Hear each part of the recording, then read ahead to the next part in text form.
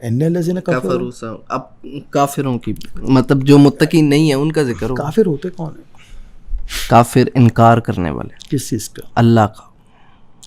ہندو کافر ہیں؟ ہندو کافر ہیں یا نہیں؟ سوال ہے تو ہم کافر ہیں. کافر ہیں کیسے؟ انہوں نے کس چیز کا انکار کیا؟ ان کے پاس تو پیغام نہیں گیا تو وہ دیکھ نہیں رہے. دیکھ نہیں رہے. دیکھو میں آپ کو بتاؤں گا کفر کا ایک مطلب کیا ہے. کفر کا مطلب انکار کرنا. جو کفر کرتا ہے وہ کافر کہلاتا ہے. آپ انکار کس چیز کا کرتے ہو؟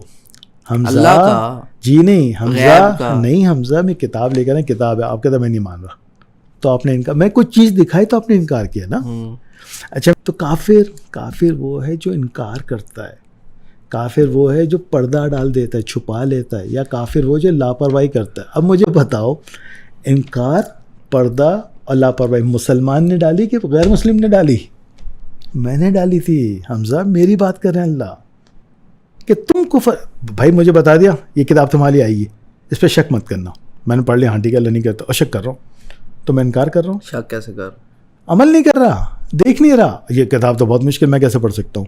اللہ نے کہا تجھے متقی بنانے کے لیے آئی. میں کیسے پڑھ سکتا ہوں؟ میں تو پھنس جاؤں گا میں تو بھڑک جاؤں گا. اچھا اس پہ عمل کروں گا تو میری زندگی مشکل ہو جائے گی. اسی لیے میں بھاگ رہا تھا نا اس سے. نہیں یہ جو بعد میں متقیوں کے بعد کافروں کی ان الذین کفروا یہ کافر کون ہے؟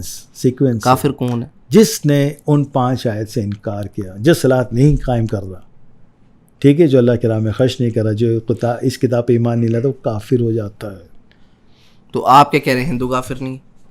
ہندو غافل ہے کافر نہیں پتہ نہیں اس کو. ہاں جب میں نے اور آپ نے پیغام دے دیا نبی صلی اللہ علیہ وسلم کی سنت ادا کر دی ان تک پیغام پہنچا دیا پھر انہوں نے انکار کیا. وہ انکار کریں تو کافر ہیں.